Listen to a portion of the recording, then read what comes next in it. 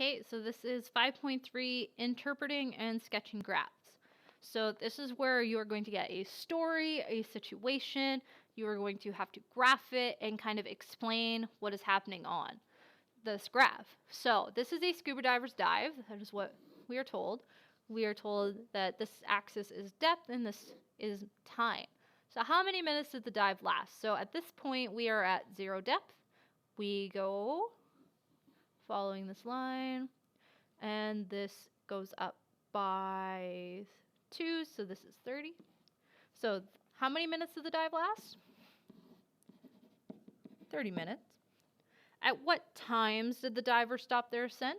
So we're looking for when we briefly stop moving depth. So here we're going, stop, stop, stop, stop.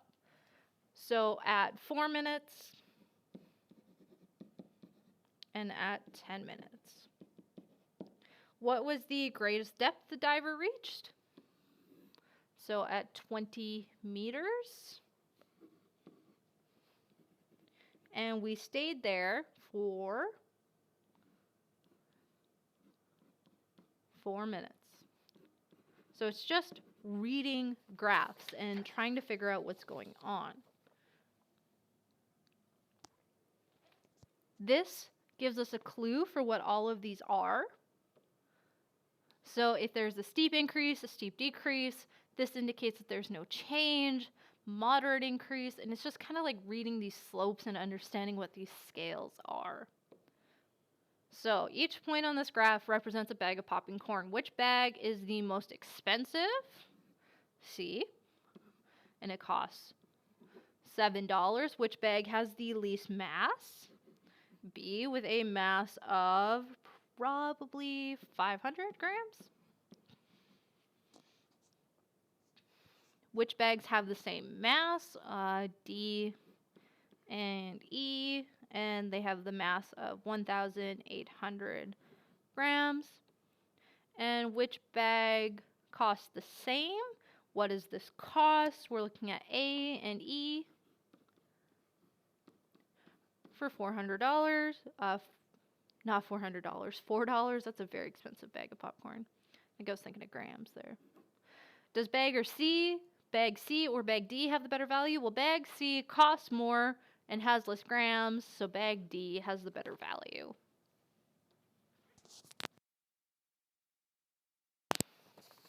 Describing a possible situation for a graph, we have a journey from Winnipeg to Winkler, Manitoba.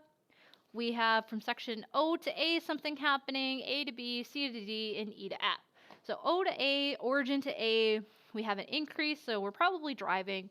A to B, we stopped for a bit, maybe we went and grabbed a bite to eat.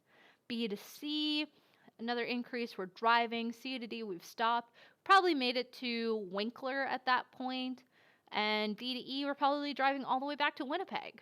So that's kind of just like a quick explanation. If we wanted a more precise one, if we look here from O to A, the graph goes up to the right. So as time increases, the distance from Winnipeg increases. We have a journey.